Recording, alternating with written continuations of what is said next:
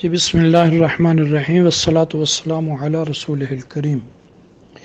جی ہمارے ایک عزیز جو سعودی عرب میں رہتے ہیں انہوں نے سوال کیا ہے کہ یہ 6 کلمات جو بر صغیر میں معروف ہیں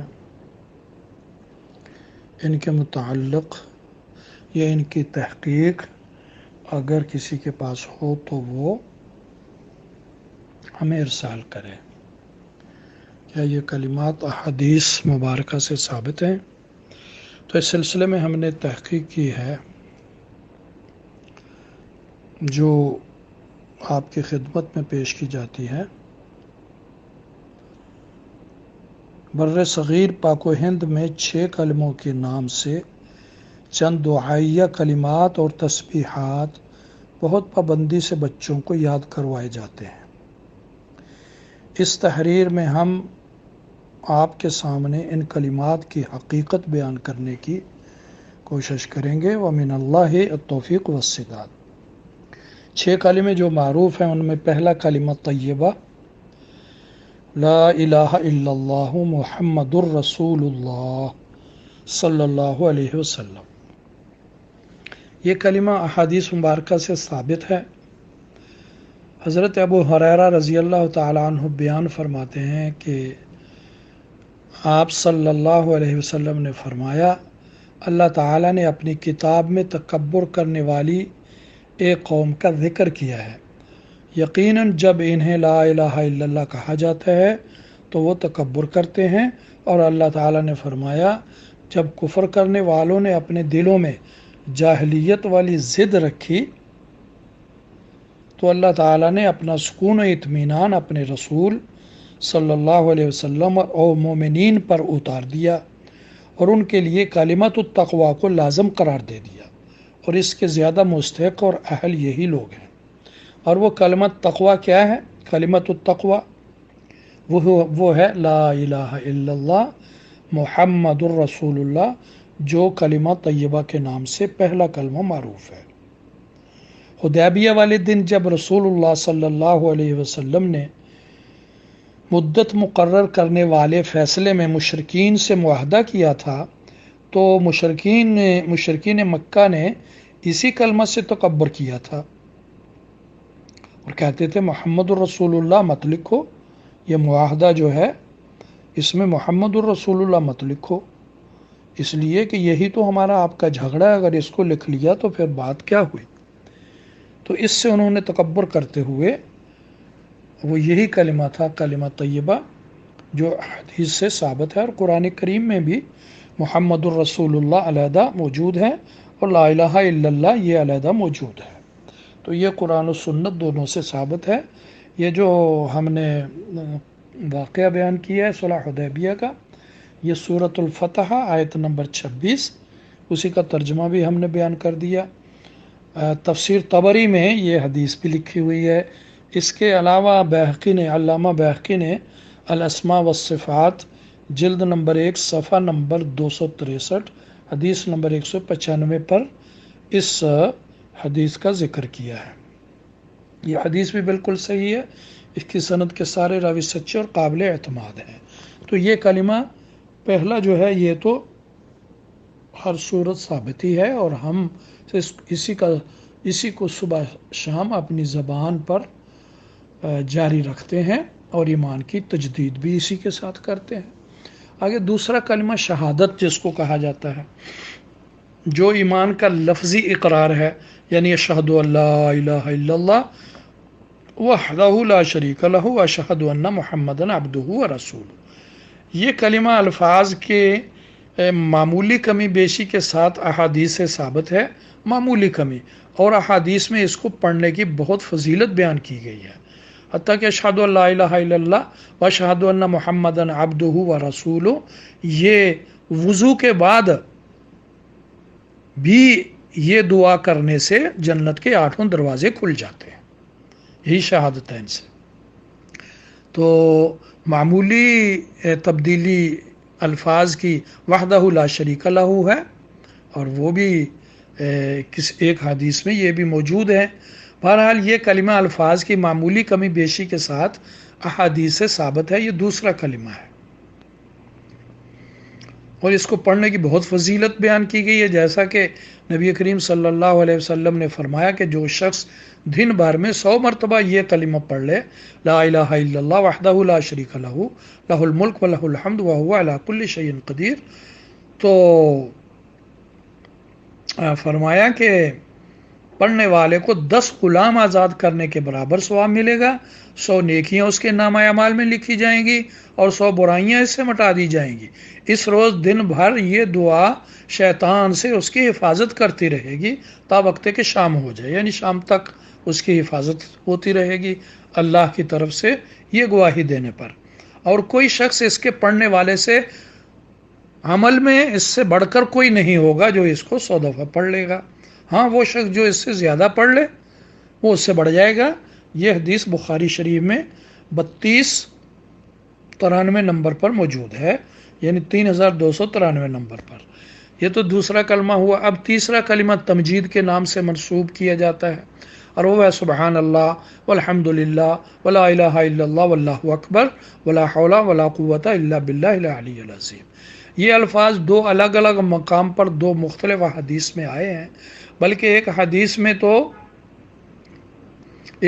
میں بھی یہ الفاظ موجود ہیں، لیکن اس میں تھوڑا سا ایک اضافہ ہے، جو سونے کے وقت جب انسان رات کو سوتا ہے تو سونے کے درمیان اگر انسان کروٹ لیتا ہے یا اس کی آواز نکلتی ہے، اون کر کے آواز نکلتی ہے اور کروٹ لیتا ہے، تو اس وقت بھی یہ کلمات پڑھنے کی حدیث میں ترغیب آئی ہے، اور فرمایا کہ رات کے اس وقت میں جو وضو کر کے سوتا ہے اور رات کے اس وقت میں ان کلمات کو پڑھ لیتا ہے، یہی چاروں کلمے ہیں، اور اس میں وحدہ لا شریک لہ بھی ہے، لیکن اس کے علاوہ باقی یہی سیم کلمے ہیں۔ اور اس کے بعد اللہم اغفر لی کہتا ہے تو اس کی دعا بھی قبول ہوتی ہے، اٹھ کے اگر نماز پڑھتا ہے تو نماز قبول ہوتی ہے، اور جو دعا مانگے وہ ان کلمات کو پڑھ کر اس کی دعا قبول ہو جاتی ہے۔ یہ اس طرح کی ایک حدیث بخاری شریف میں آئی ہے۔ تو ویسے ایک حدیث میں یہ 2 الگ الگ کلمے بھی موجود ہیں۔ یہ الفاظ 2 الگ الگ مختلف مقامات پر 2 مختلف احادیث میں بھی آئے ہیں، جیسے حضرت ابو ہریرہ رضی اللہ تعالی عنہ نبی کریم صلی اللہ علیہ وسلم سے روایت کرتے ہیں کہ سبحان اللہ الحمدللہ لا الہ الا اللہ واللہ اکبر، یہی ہے نا، سبحان اللہ الحمدللہ لا الہ الا اللہ واللہ اکبر، اس کے بعد ولا حول ولا قوۃ الا باللہ العلی العظیم، یہ دوسری روایت میں ہے۔ تو جو ان کلمات کو پہلوں کو پڑھتا ہے سبحان اللہ الحمدللہ لا الہ الا اللہ واللہ اکبر، تو یہ میرے نزدیک ان سب اشیاء سے زیادہ محبوب ہیں، رسول اللہ فرما رہے ہیں صلی اللہ علیہ وسلم، ان سب اشیاء سے زیادہ محبوب ہے میرے نزدیک جن پر سورج طلوع ہوتا ہے، یعنی ساری دنیا سے زیادہ محبوب میرے لیے یہ کلمات ہیں۔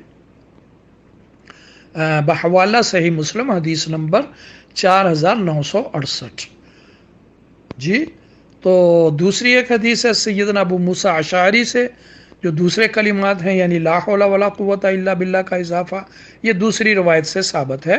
اس کے بارے میں فرمایا کہ عبداللہ ابن قیس لا حول ولا قوۃ الا باللہ کہا کرو، کیونکہ یہ جنت کے خزانوں میں سے ایک خزانہ ہے۔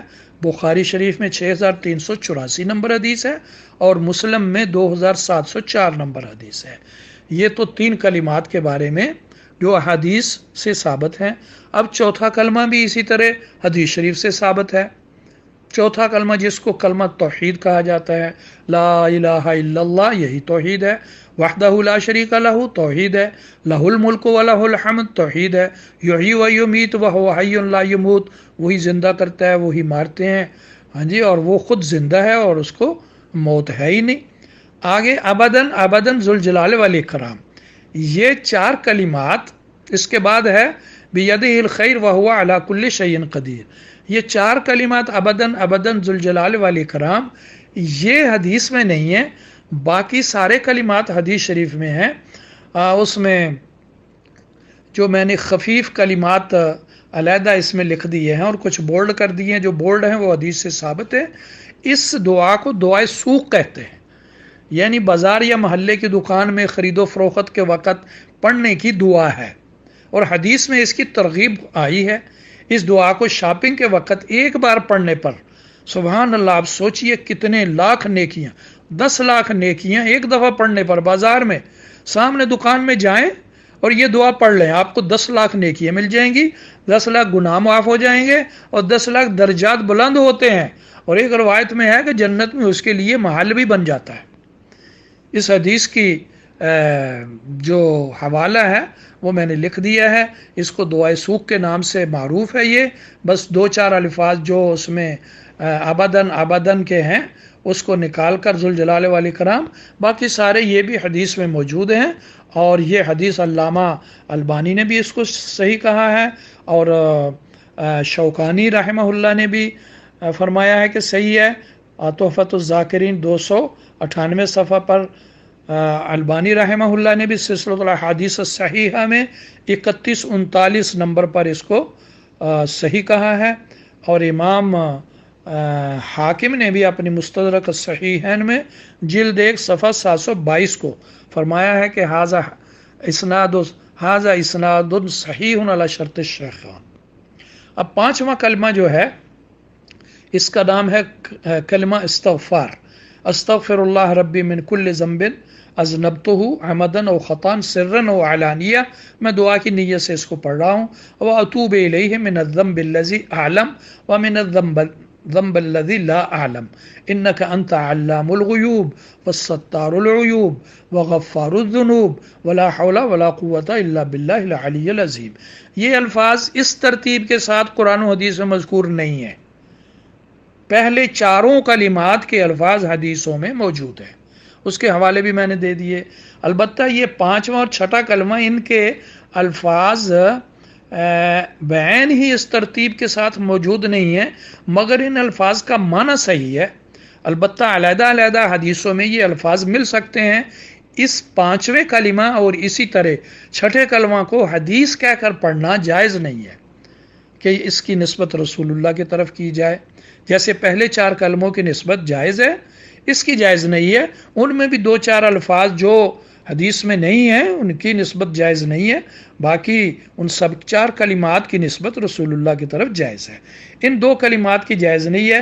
ہاں، دعا کے طور پر اس طرح مانگنے اور پڑھنے میں کوئی حرج نہیں ہے، جس طرح ہم اپنی اردو پنجابی زبان میں اللہ تعالیٰ سے کوئی بھی جائز دعا مانگ لیتے ہیں، پنجابی میں، پشتو میں، اپنی زبان میں، مادری زبان میں، تو اس میں مانگ لینے میں کوئی حرج نہیں ہے، اس لیے کہ اس میں کوئی ناجائز اور شرکی الفاظ نہیں ہیں۔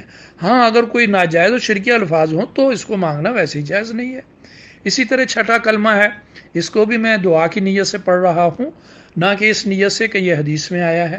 اللہم انی اعوذ بک من ان اشرک بک شیئا وانا اعلم به واستغفرک لما لا اعلم به تبت عنه وتبرعت من الكفر والشرك والكذب والغيبة والبدعة والنميمة والفواحش والبهتان والمعاصي كلها وأسلمت وأقول لا إله إلا الله محمد رسول اللہ صلی اللہ علیہ وسلم۔ یہ بھی شرک جیسے کبیرہ گناہ نیز بڑے بڑے گناہوں سے بچنے اور توبہ کرنے کے لیے دعائیہ کلمات بڑے زبردست ہیں، مگر مستقل کسی حدیث میں اس ترتیب سے نہیں آئے۔ رسول اللہ صلی اللہ علیہ وسلم کی طرف منسوب کیے بغیر توبہ اور دعا کے طور پر ان کا پڑھنا ایسے ہی جائز ہے جیسے آپ اپنی کسی بھی زبان میں اللہ تعالیٰ سے دعا مانگتے اور توبہ کرتے ہیں۔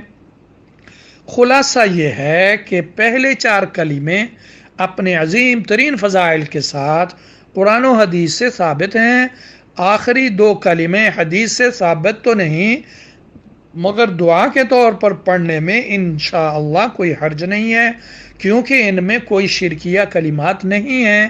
ان آخری 2 کلموں کو رسول اللہ صلی اللہ علیہ وسلم کی طرف منسوب کر کے اور حدیث کہہ کر نہیں پڑھ سکتے۔ واللہ تعالی عالم۔ علماء کرام سے گزارش ہے کہ مذکورہ بالا تحریر اور تقریر میں کوئی غلطی ہو تو ضرور مطلع فرمائیں۔ ھذا وسلام علی المرسلین والحمد للہ رب العالمین۔